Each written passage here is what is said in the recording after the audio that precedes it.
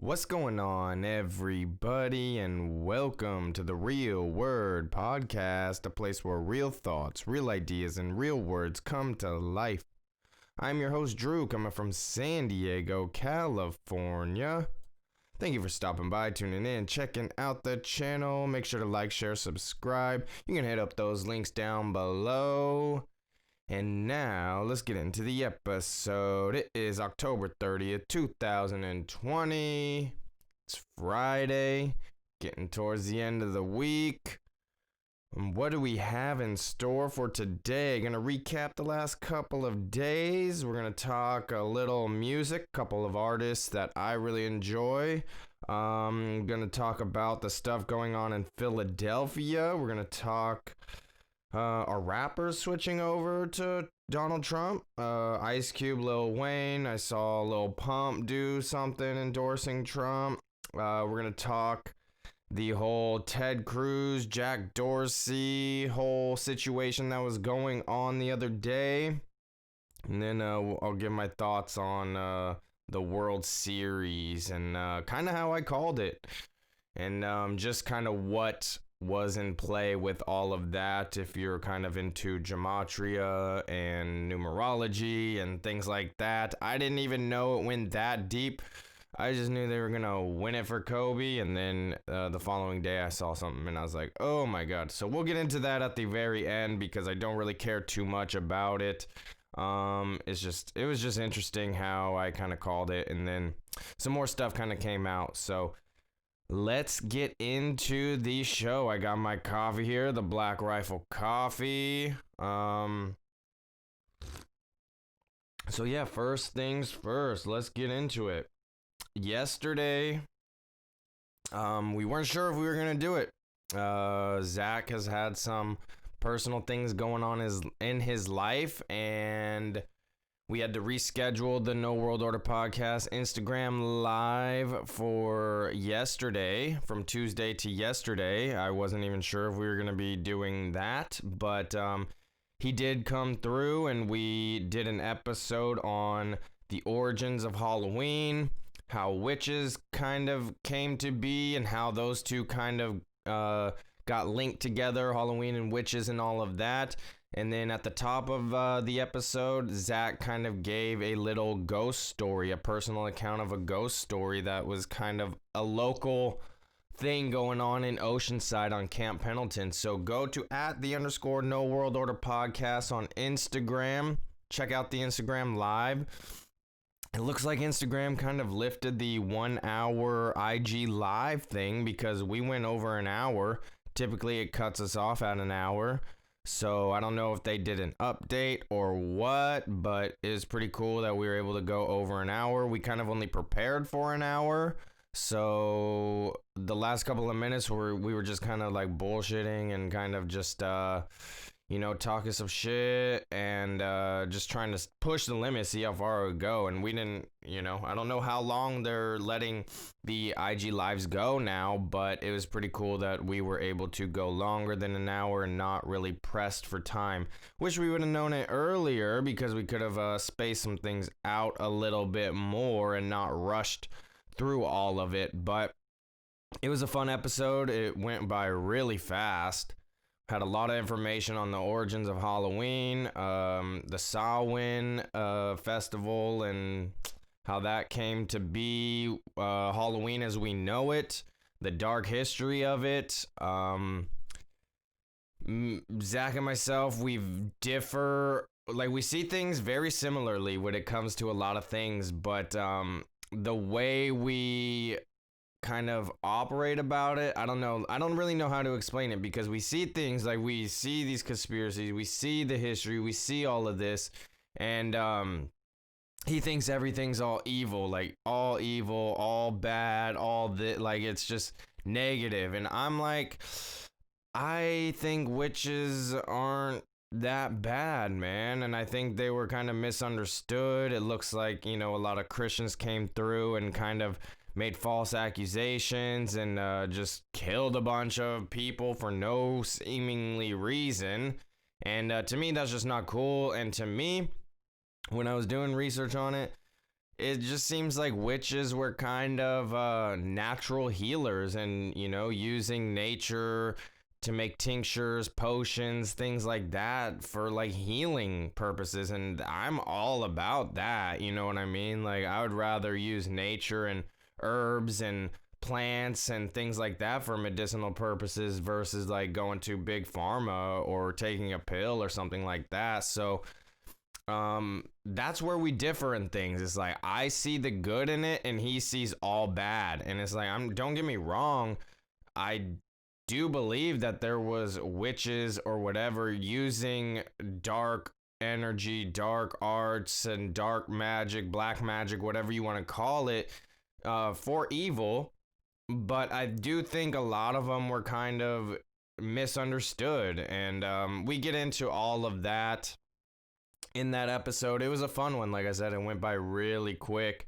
So please go check that out. That's at _No World Order podcast. And what else happened yesterday? Yesterday was pretty cool as far as my Sober October goal. I mean, the not smoking thing is not an issue for me. I am going to be getting back to it. I'm excited about that. But it's not an issue for me to just not smoke for the entire month. The dreams are intense, but getting back to my goal, I surpassed my running goal by like 1.5 miles already. So today and tomorrow are just going to be extra. And I am going to continue running for the rest of this month. Even though I already hit my goal, I'm still going to continue running. And I'm definitely going to try and make it a habit to run even the next month. Like, even if it's shorter runs and I'm not like beating myself up to get to this goal, because my feet hurt, my knees hurt, and all of that. I'm not giving myself proper rest and recovery time.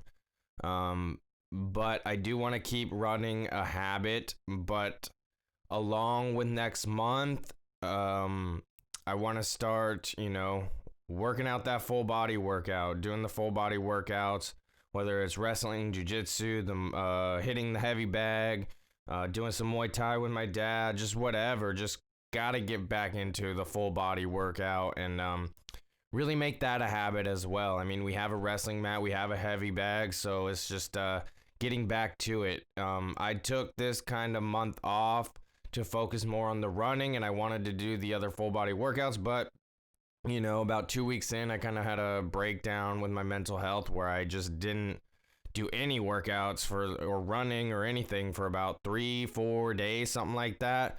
And then I just got back into running and just kind of kept with that. And now I surpassed my running goal. So I'm a little bummed I didn't keep up with the whole entire goal as far as the full body workout and things like that. But, at least I stuck to the running, and I was just overzealous with my goals, and that's fine. I did it for about 2 weeks, and then, like I said, I just had this kind of breakdown where I just could not function for a handful of days, and then I just couldn't get back in the swing of it.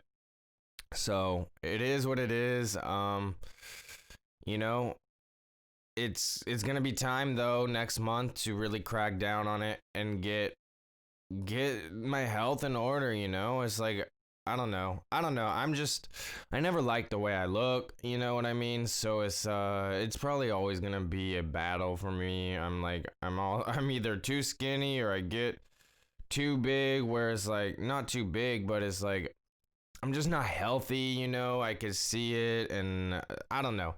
That's just me. That's that mental health shit, that's that going on in my brain, because I can never be satisfied with how I look. It's just always something going on in my head.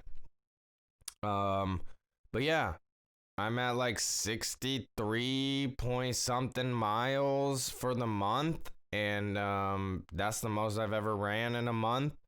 The next goal, the next badge I'm gonna have to hit for the Nike Run Club app is hitting 100 miles in a month, which seems pretty crazy, but I'm gonna be hitting close to 70 miles this month, so that's not too far away, not too far off, but it's still quite a bit a ways to go. But if I keep running as a habit, keep it going, then maybe in another month or two, I'll be able to try and focus on strictly running again and getting that 100 miles in. That'd be something. That would be something. What else? What else is going on? So let's just get into some of the music stuff. Shout out to Mod's son. He has a new song released like today. It's called Karma. I haven't had a chance to listen to it, but Mod Sun is one of my favorite artists. So right after this, I'm definitely gonna go check that song out. I'm not exactly sure what to expect from it. It seems like it's more of an alternative sound. He's definitely been exploring this alternative singing hip hop style music. He's been working with MGK a lot, so they've been kind of bouncing off the sound from each other and stuff, helping each other out. And I wouldn't be surprised if it's something similar to, Tickets to My Downfall from MGK and that whole sound. I'm definitely anxious to hear it. I'm interested to hear it. And yeah, Modson has just been one of my favorite artists for close to I was gonna say close to 10 years, but yeah, maybe like 8, 9 years, somewhere around there, man. It's been a while now for sure. And I've seen him so many times. It's been probably a couple years since I've seen him in concert. But for a while there, every time he was coming around San Diego area, Southern California area, I would go to a show, whether it was San Diego, Santa Ana, saw him in Pomona, in LA at the Roxy. So I've definitely traveled to go see him. I'm not one of these like crazy hardcore fans or whatever where they travel like 14 hours or something to see him. Like, that's not me. I would never do that really for anybody.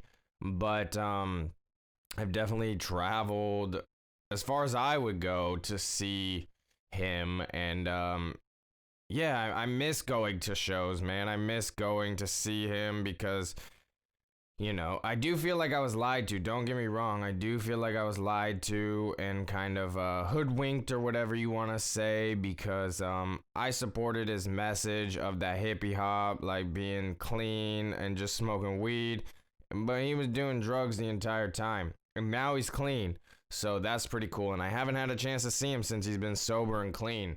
And I'm really interested in, seeing him again. And every time I would go to a show afterwards, he would kind of like be hanging out and stuff. And I got to have conversations with him, smoke with him a handful of times. And he's just a cool guy, man. And every time I thought he was kind of changing or whatever, and it was probably the drugs, but every time I thought he was changing, like the music was changing a little bit and I just wasn't into it as much, but every time I go see him, he was still the same dude, man. He was still the same down to earth, like, chill guy. And again, it was probably just the drugs, but I'm interested to see him now that he's cleaned up, sober, and kind of in this next phase and next chapter of his life. And yeah, it'll be interesting to see how he kind of does his live shows. I'm really interested in seeing that, and I hope soon we can go to concerts again and start to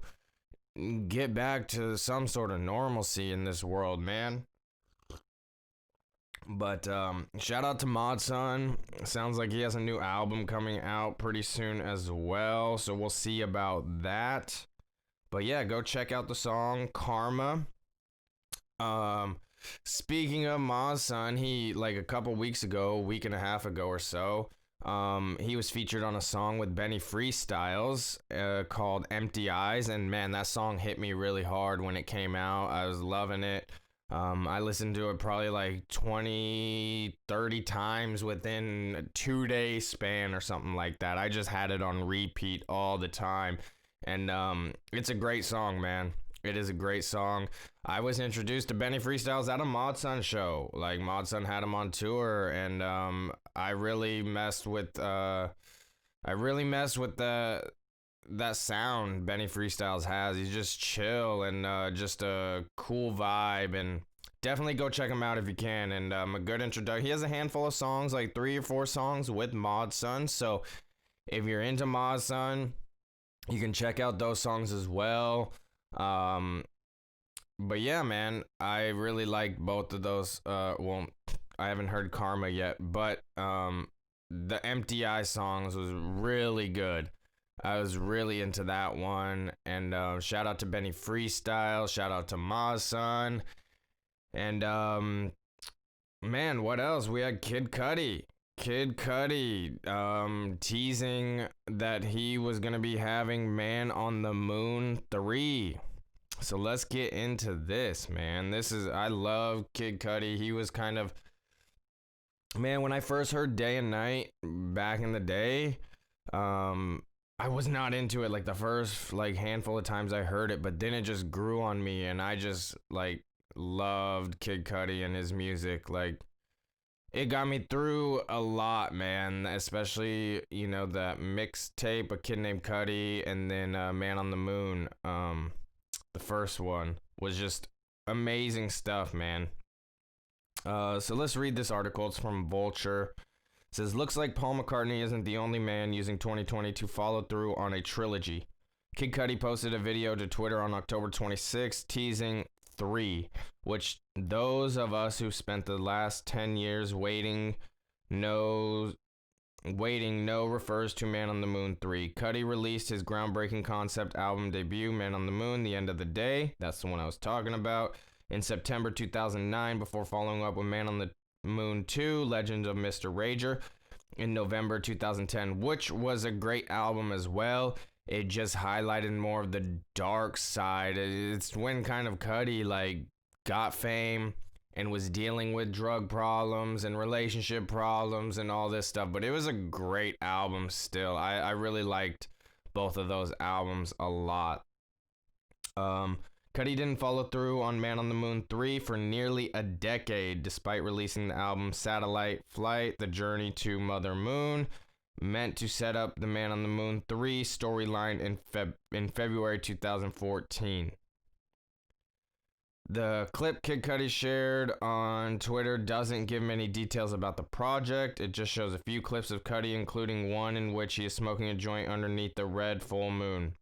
The trilogy continues, ... It teases soon, featuring a certain Hollywood fan this time. We wonder. Cudi had been teasing fans about a new album called Intergalactic for over a year now, and it's unclear whether that project will still be released as well. Cudi's last solo album was 2016, Passion, Pain, and Demon Slayin'. Recently, he's been more generous, joining Kanye West on their collaborative album Kids See Ghosts in 2018 and teasing fans about a collaborative project with Travis Scott as The Scotts after their debut single became Cudi's first #1. He also released a collaboration with Eminem in July and just featured on Ty Dolla $ign's new album featuring Ty Dolla $ign. After all that, we're more than ready to journey back to the moon.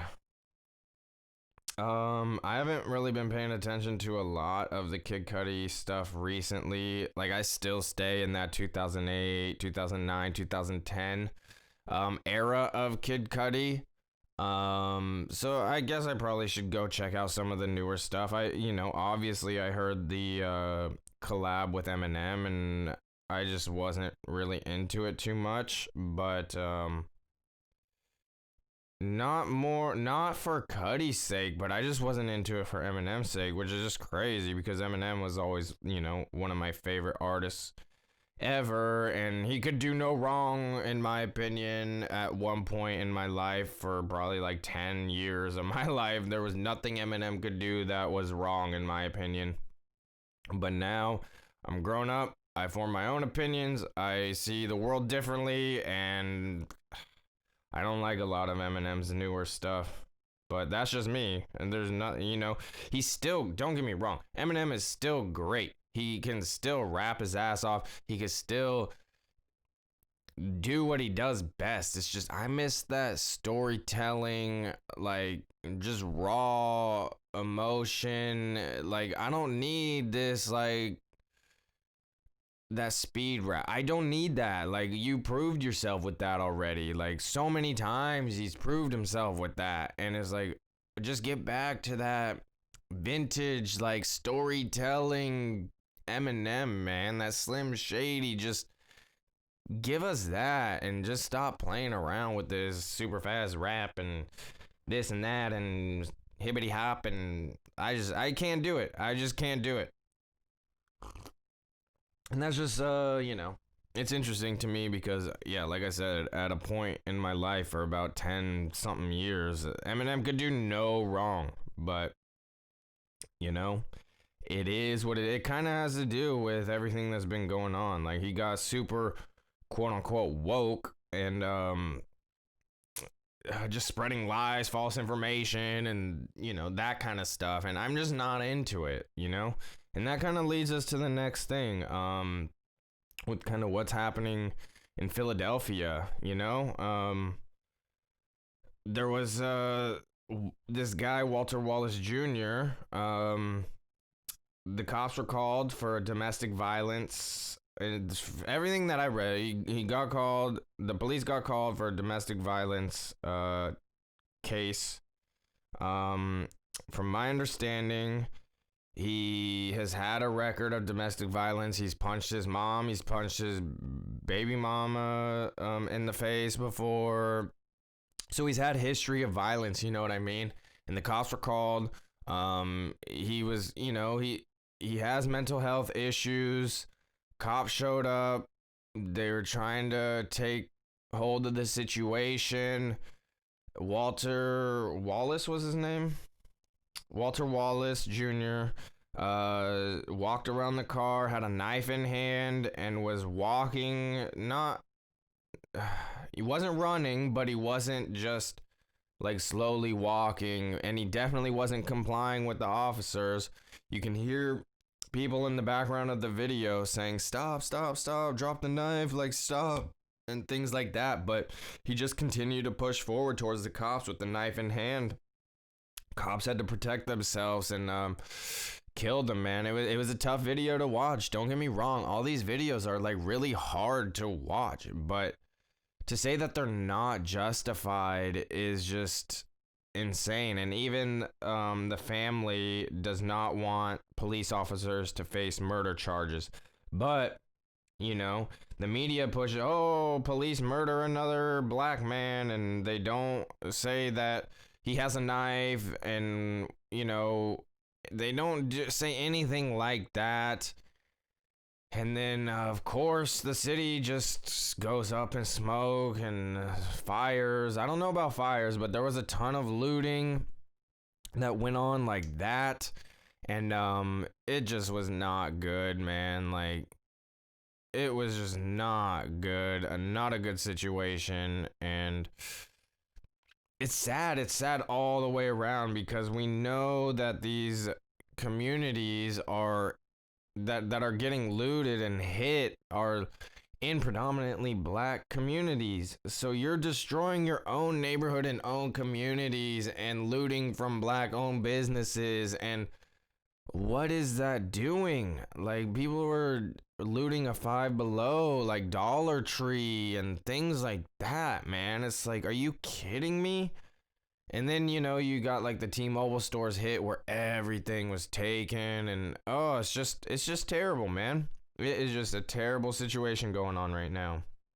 So let's get into this. It says, Walter Wallace Jr.'s family is seeking justice, but they are not advocating for the officers who killed the 27-year-old black man to be charged with murder. This is from NPR.org. The family, including Wallace's mother and wife, who were at the scene of the killing, privately reviewed the police body camera footage of the fatal shooting early Thursday morning. According to their attorney, Shaka Johnson, the brief 30 to 40 second video put on display the systemic failings of the Philadelphia Police Department, who armed the officers with, quote, a tool by which is to assassinate, end quote, instead of a less lethal device such as a taser. That is true. That is true. But we've seen countless number of videos where people are in this state of mind. Who knows what state of mind he was in? Obviously, there was an episode going on. Don't know if it's drugs. I don't know. Like I'm not trying to project or assume anything. But we've seen countless number of times where police have used their taser and it doesn't do anything. And then they continue pushing forward and they take hostage of a cop and it can turn south really bad. So it's like, yeah, it's like I understand what they're saying, but at the same time, the tasers don't always work, you know? And if someone is coming at you with a knife, like, yeah, you want to protect yourself and everybody else around as well, you know, especially if he was not complying, not listening, and still pushing forward with the knife in hand, you know. It's a terrible situation all the way around, that's for sure.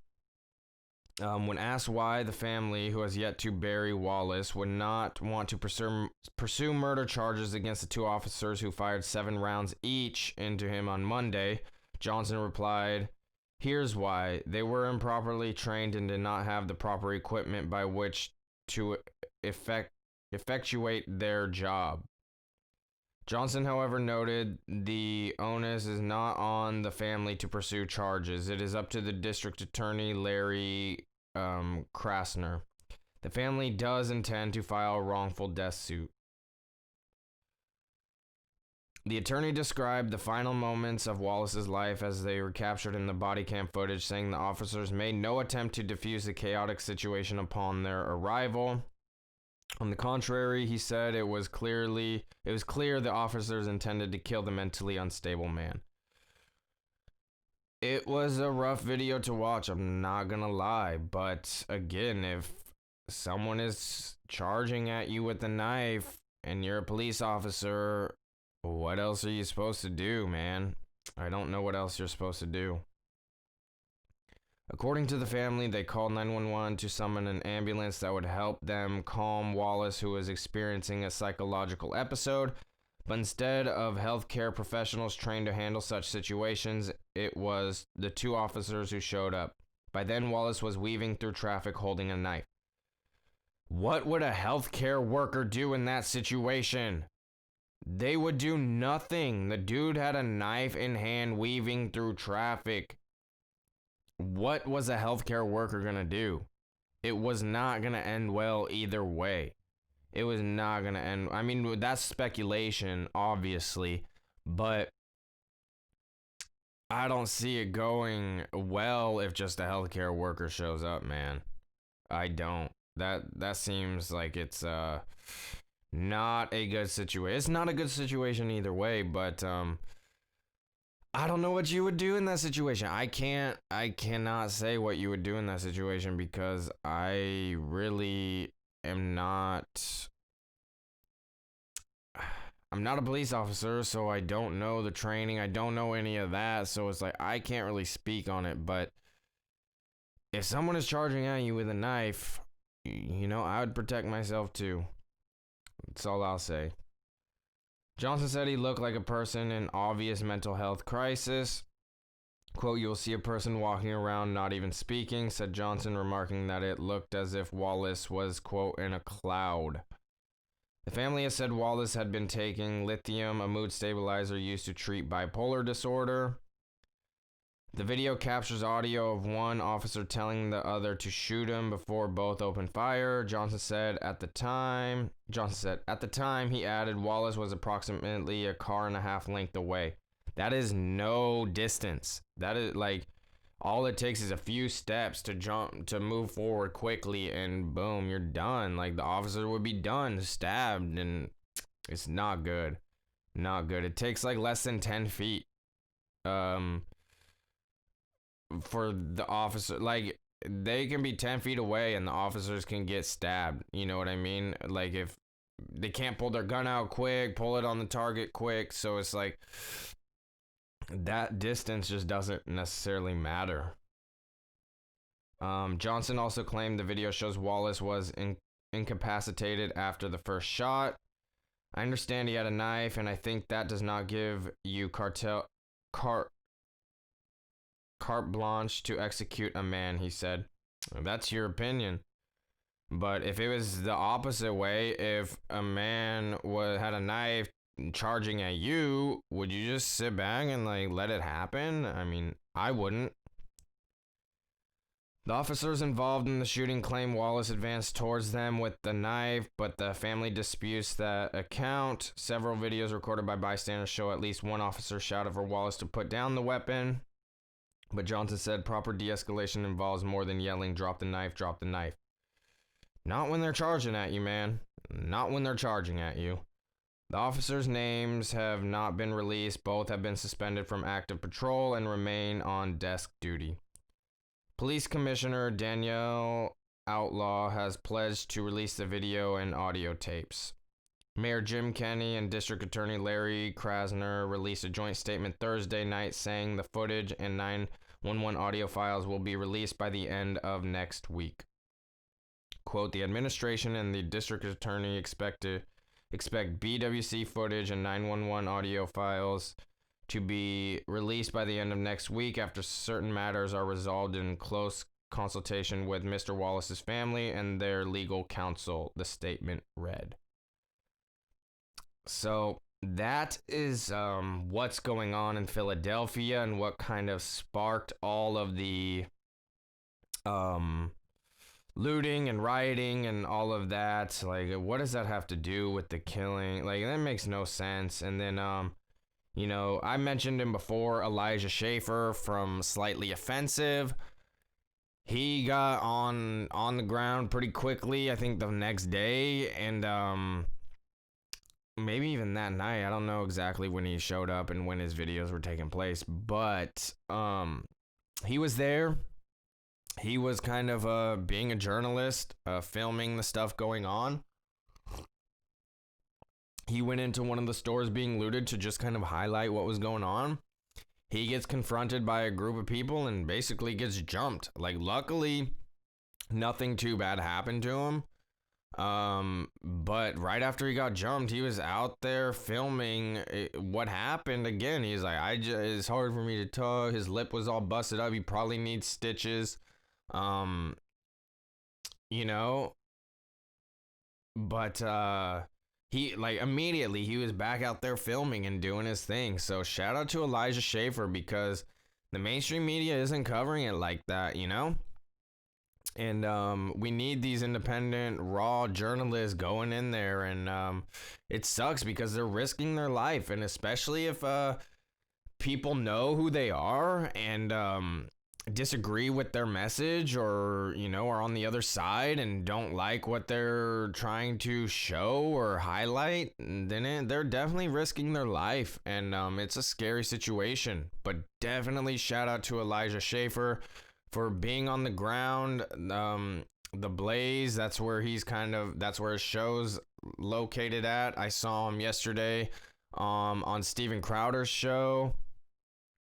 Steven Crowder had him on location in Philadelphia, and he was just highlighting some of the damage from the next day. And his face definitely looked a little bit better. The swelling kind of went down and things like that, which is a good thing. But yeah, he was still out there doing it. Even right after he got jumped, he was still right back out there doing it. So shout out again to Elijah Schaefer, Slightly Offensive, The Blaze, Steven Crowder. Yeah, just all these guys trying to highlight the truth, man. And that's what we need. We need real journalists out there. Like I said, they're risking their lives, man.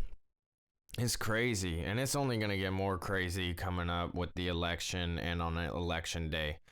Speaking of that, real quick, I didn't have this in my notes, but I did read the propositions, and I'm basically all settled on for who I'm voting for and what I'm voting for here in California as far as the props and all of that. I think there were two that I was still kind of unsure about which way I want to go, yes or no on like two, maybe three of the props, but for the most part, I know what I'm doing. I know what I'm voting for. And I'm definitely not voting for Donald Trump. I'm definitely not voting for Joe Biden. I'm definitely voting for Joe Jorgensen, though. So shout out to Joe Jorgensen and the Libertarian Party. I know there's a lot of division within the Libertarian Party, but still, those are the principles that I align with more than anything. And yeah, that it should be an interesting election. I mean, obviously, Jorgensen is not gonna win, but I feel more comfortable voting for somebody who I align with instead of the two-party system. You know what I mean? I can't do it. I cannot vote for the two-party system, even though I don't think Trump is that bad, and I feel Biden would be a lot worse. But I could not consciously vote for the two-party system. I've been against the two-party system for basically my entire adult life. You know what I mean? I've never liked the two-party system. Even before I turned 18, I was into, loose change and zeitgeist and all that kind of stuff. And yeah, really painted a bad narrative for the Republican and Democratic Party for me. And I didn't really necessarily know where to go. I just knew I didn't like the two-party system. And then I don't know exactly when I found the Libertarian Party, but that is definitely where I align with more, But it's getting interesting out there. It really is. So let's get into this. It says, this is from thehill.com. Ice Cube says he turned down group Zoom call with Harris because he didn't think it wouldn't be productive. Let's get into this. Close that out if we can. Come on. What's going on? Anyway, this isn't working that well. Okay, there we go. No, okay. I guess it's just gonna pop up. All right, whatever. Ice Cube said in an interview this week that he didn't participate in a Zoom call with Senator Kamala Harris, the Democratic vice presidential nominee, and other prominent black entertainment figures because he didn't believe it would be productive. During an appearance on Fox Soul's Cocktails with Queens, host Claudia Jordan said during a panel discussion that she heard the rapper had been contacted to participate in a Zoom call with Harris last month, along with figures including DL Hughley, Snoop Dogg, and Killer Mike. Ice Cube has said in the past that he's been in contact with both presidential campaigns over his contract with Black America proposal. Kamala Harris folks reached out to you and wanted you to be on this Zoom call because they thought your voice was important. Why did you choose not to participate in that? Jordan asked Ice Cube. Quote, we had spent a lot of people's time putting the contract with Black America together, he responded, and I just thought that getting on a Zoom call with 12 other entertainers all shooting what they believe needs to be done to me wasn't going to be productive. He added that he also didn't want to participate because his lawyer has a connection with Kamala Harris, and I was promised a call that I never received. The Hill has reached out to Democratic presidential nominee Joe Biden's campaign for comment. Ice Cube faced a wave of scrutiny after Trump's campaign advisor, Katrina Pearson, praised him on Twitter earlier this month for working with the administration on its platinum plan geared towards African Americans. He said both parties contacted him after he released his own plan, which aims to present a blueprint to achieve racial economic justice in the country, but claimed he was told by Democrats that they would address it after the election. What a joke. Like, that's so dumb. Like, why would you do that? If you're, wanting to make changes, why wouldn't you address the plan now and, work with them now and figure it out now? Instead of, oh, yeah, we'll get to you after the election. It doesn't make sense. Ice Cube has defined working with the Trump administration on effort which seeks... Ice Cube has defended working with the Trump administration on the effort which seeks to increase capital in Black America by almost $500 billion, despite his past criticism of the president and his administration, which he rapped in 2018 treated the White House like a trap house. Quote, Trump campaign made some adjustments to their plan after talking to us about the contract with Black America, he said. Journalist Roland Martin asked Ice Cube what those adjustments were during an appearance on the Martin's Unfiltered show 2 weeks ago. Quote, because I've gone through their plan line by line, and to be perfectly honest with you, I don't see even what's in the plan they released that even mirrors what's in yours, Martin said. Well, like I said, both plans between both parties are lacking, Ice Cube replied, telling Martin to look at the contract with Black America and see where the overlap is. But your contract lists these 13 different points here, and again, in their plan, what do you see in the Platinum plan that they released that mirrors anything that's in yours, Martin asked. You've got, if I'm looking at it, agreeing to direct VC venture capital money to black investment companies up to $40 billion, Ice Cube responded. He appeared to be referring to a line in the administration's plan that discussing using up to $40 billion in government funding alongside traditional private investment to increase the number of black-owned contracting businesses, financial service entities, and private equity investment funds. While Ice Cube said on Cocktails with Queens that he is willing to talk with anyone who can help with his proposal, he reiterated that he had expected a direct call from Harris and it never came. I want to get things done. I don't want to just spin my wheels, talk to people who can't really make it happen, he said. And that is the end of that. Let's go through some of his contract with Black America, some of his key points here. I was reading through some of it this morning, and honestly, I'm not a big fan of all of it, but I can understand how it would make sense for the black community. I'm not gonna read all of it. I'll just go through each highlighted thing. It says, number 1, bill to guarantee black opportunity and representation. 2, bank lending reform. 3, federal funding of, quote, baby bonds. 4, Federal Reserve and government pensions. 5, finance oversight. 6, personal data and credit. 7, prison reform. 8, judicial reforms. 9, Police Reform Act. 10, FCC licensing of public airwaves. 11, Confederate monuments and institutions. 12, AJP program for education and jobs. 13, black responsibility. So you can go check out Ice Cube's contract with Black America, read more in depth of what he's talking about. Like I said, I was reading through it this morning, and it sounds, like I said, some of it sounds good, some of it I'm not a fan of, but I didn't get through all of it, so I'm being honest and I'm being straightforward.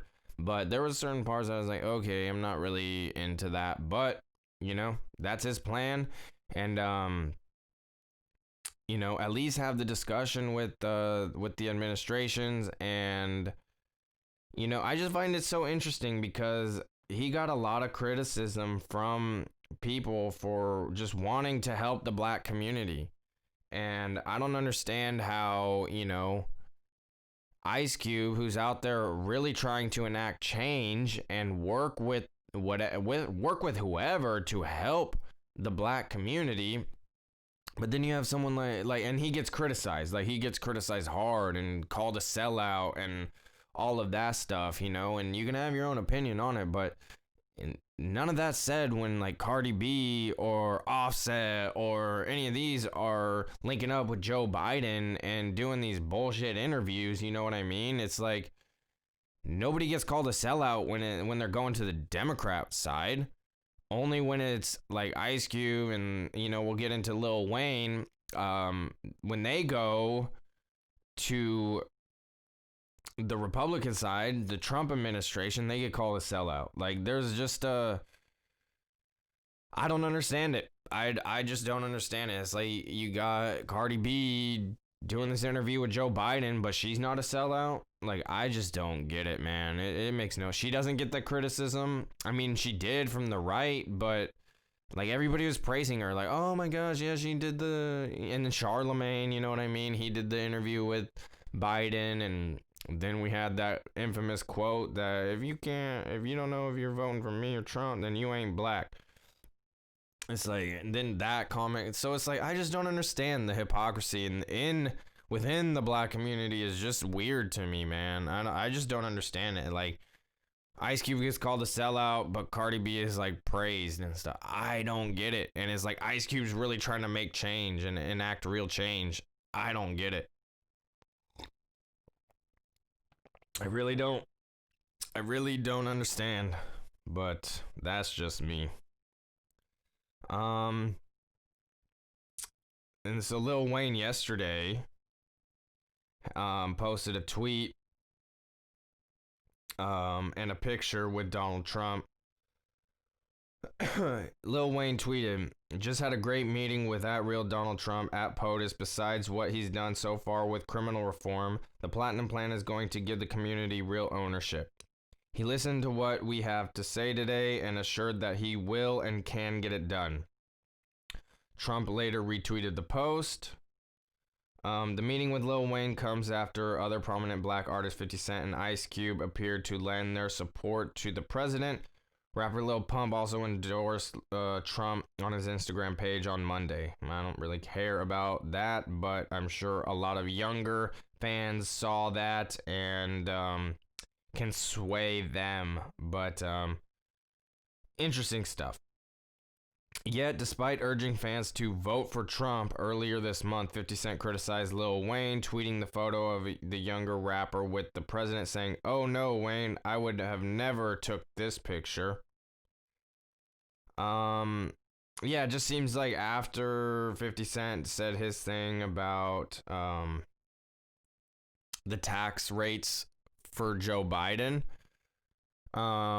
he then had Chelsea Handler go on a interview saying he can't vote for Donald Trump. He's black, and I need to put him back in his place. I needed to remind him that he's black. And it's like, a white woman is telling a black man what to do and how to vote and how to think?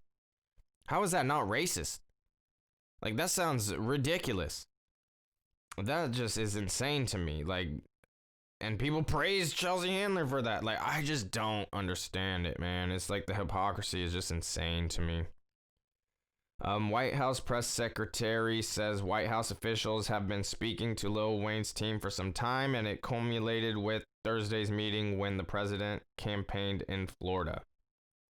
She said, "I think you're seeing a lot of supporters come off the sidelines and want to join president in a second term. While Joe Biden is expected to win the vast majority of black voters in next week's election, Trump has courted them and hopes to shave into Democrats' historic advantage in the community." The image sparked a backlash from some online. Comedian Sarah Cooper tweeted, "He assured me he will get it done. My God, how dumb are you?"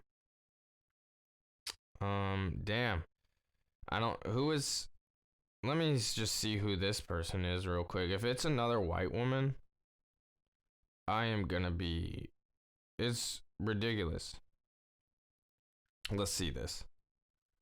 Let's see who she is. Okay, she's not white. At least that, but... That just... it doesn't make sense, man. Let people think for themselves, you know? He's the one out there doing the meeting with Trump. Like, and he's saying he's gonna get it done, so, like, and then you're gonna just call him dumb. How dumb are you? Wow. That's just insane, man. That is just insane to me. I don't get it. I really don't, man. Like I said, there's just a lot of hypocrisy within the community. It's like, praise the, you know, Cardi B, Snoop, and Killer Mike and all them for working with Biden and that administration, but as soon as people want to work with the Trump administration, oh, they're sellouts, oh my gosh, you're dumb, and oh, you're black, you can't vote for Trump, and all this. And it's crazy, man. It is crazy. Let's move on. Ted Cruz rips Jack Dorsey over censorship of post-Hunter Biden bombshell.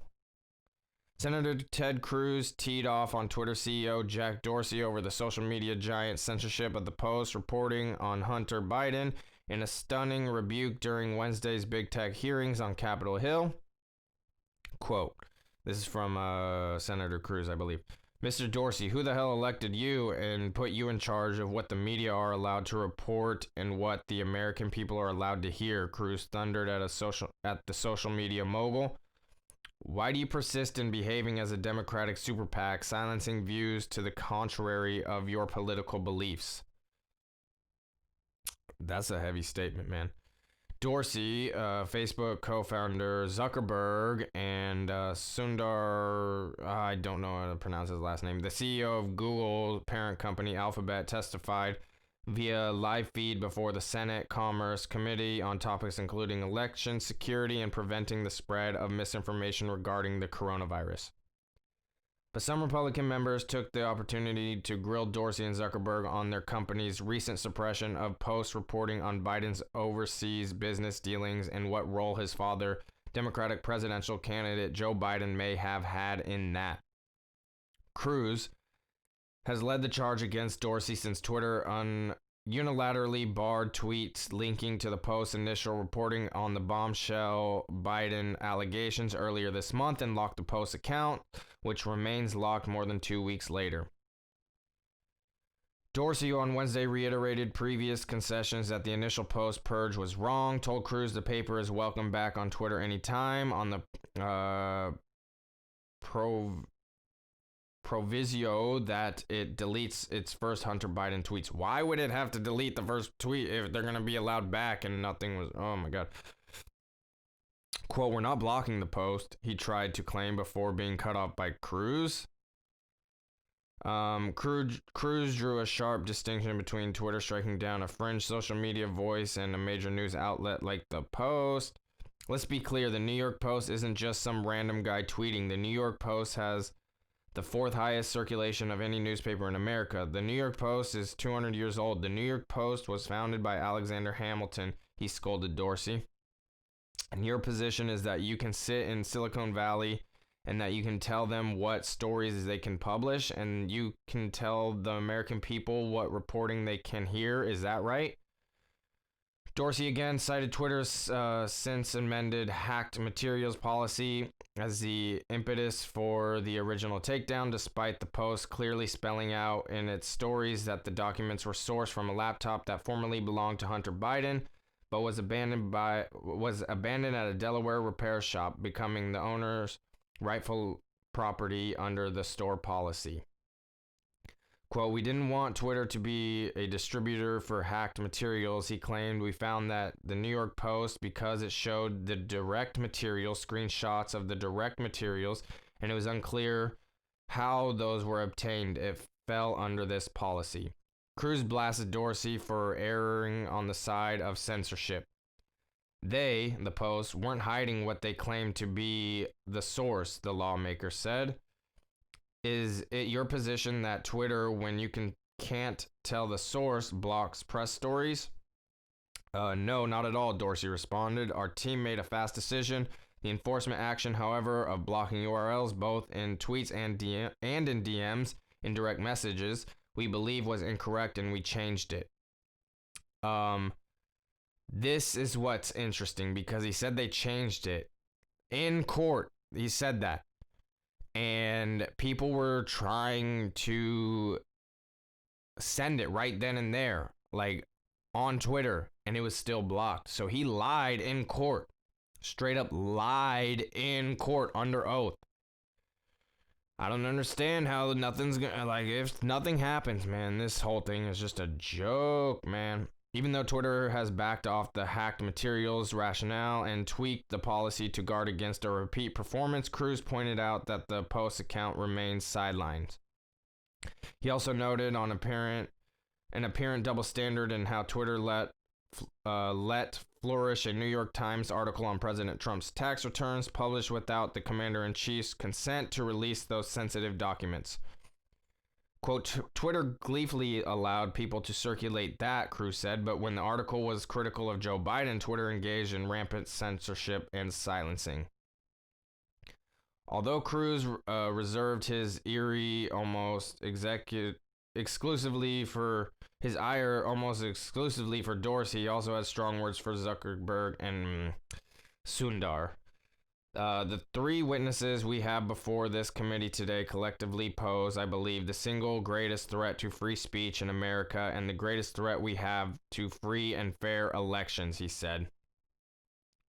Cruz pounding played out as a part of a larger hearing on the responsibility of tech companies to referee content on their platforms and ensure a level playing field regardless of users' political affiliations.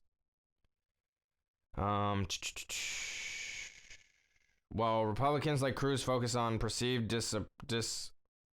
disproportionate censorship of conservative voices, Democratic members of the committee stressed the need for election security and ensuring that potentially fatal falsehoods on the coronavirus still be policed. Quote, I believe that the tech companies here today need to make more action, not less, to combat misinformation, including misinformation on the election, misinformation on COVID-19 pandemic, and misinformation and posts meant to incite violence, said Senator Tammy Baldwin. That should include misinformation spread by President Trump on their platforms.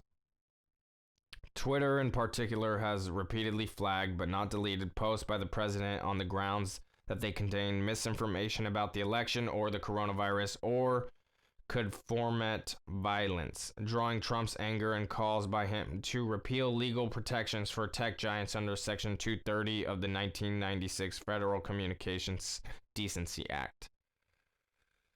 There is a lot to that, man. There is a lot to it, but the most interesting thing to me is that Jack Dorsey just straight up lied under oath in court. And I really do hope something happens with Twitter because that is just not okay. And I don't understand, like, if anybody else were to lie under oath, you know, that's perjury. And I believe that's a felony. So he said that it wasn't blocked anymore, and people were trying to send it that day, like as he was talking and saying that it changed and they lifted that ban. And it was still banned. It still was not able to circulate. The article was still blocked. So that is not a good look, man. That is not a good look. So let's just get into this last thing. You know, the Dodgers won the World Series. That means, Manny Machado, you got to give up your contract money to that fan. I bet you won't, but you made that bet. You said you said the Padres would get a ring, and you'd bet your contract that they would get a ring. The Padres would get a ring before the Dodgers, and the Dodgers ended up getting the World Series. And you know, once the Lakers got it, I was like, now the Dodgers are gonna win it for Kobe too. And I was just frustrated. I don't like the Dodgers. I can't stand them. But to me, this solidified that all sports are rigged. And, you know, I saw the following morning, someone posted it, but it said the Lakers have 17 championships and the Dodgers now have 7. 17 plus 7 equals 24. 24 was the number of Kobe Bryant. And I've been saying that they were going to win it for Kobe for quite a while now. That was my prediction, and that's what came true. And then you see the 17 plus 7 equals 24. Kobe Bryant is 24. Man, I don't like it. I don't like any part of it. And it just really pissed me off, especially when I saw it the following morning. That I was like, okay, this solidifies it. All sports are rigged. What a joke. So my next thing is, are the Padres going to win it 19 years after Gwynn died? I don't know how long it's been since he did pass away, but is that how long it's going to take? Is that the number that it's going to be? Better save this, because that's my prediction. Padres will win it 19 years after Gwynn passed away. So we shall see. I just, I did not like that, but I called it, and been saying it for probably a handful of weeks now, close to a month. Definitely before the Lakers won, I said they were gonna win it for Kobe, and then as soon as that happened, I was like, now it's the Dodgers' turn, and it just sucks. But you know, what can you do? What can you do? Kind of in the sports world, I've been buying a bunch of this Padres team, this 2020 Padres team's trading cards, their first cards, and I'm just trying to get a lot of their rookie cards, their prospect cards, and I'm excited about that. I got quite a handful now. I've basically acquired the whole team minus the pitchers. I have gotten a couple of pitchers, but there are a couple of pitchers cards that I'm still gonna need to acquire. And then it's basically just doubling up on things, looking for graded PSA 10 cards for the future as well. And yeah, it's exciting though, just going on eBay looking for these cards, and I'm usually getting a lot of them at better deals than what they are priced at. A lot of them are buy now for this price or best offer. I'm making best offers and I'm getting them at below price of what they're marked at. So trying to be smart about it, but I have spent, quite a bit of money this last week and a half, 2 weeks on these cards. And I got like 6 of them that came in yesterday. So it's pretty cool, man. It's a fun thing. I'm excited about it. I'm going to just continue keeping my eye open for these first cards, these more rare cards. And yeah, I'm excited about it. I enjoy it. But that is all I had for today. I will be back on Monday for another episode of the Real WerD podcast. What else is going on? Should be going to Zach's maybe on Halloween evening. Have a little bonfire. I don't know if it's just going to be me, him, and his wife or whatever. Just kind of hanging out, whatever. I don't really know. But should be a good time. And yeah, I don't really have anything else planned for the weekend as far as I'm aware of, but it should be a good time. Again, go to @the_No World Order podcast on Instagram. Give that a follow. Go check out the latest episode. And that should be it. Until next time, everybody. Peace.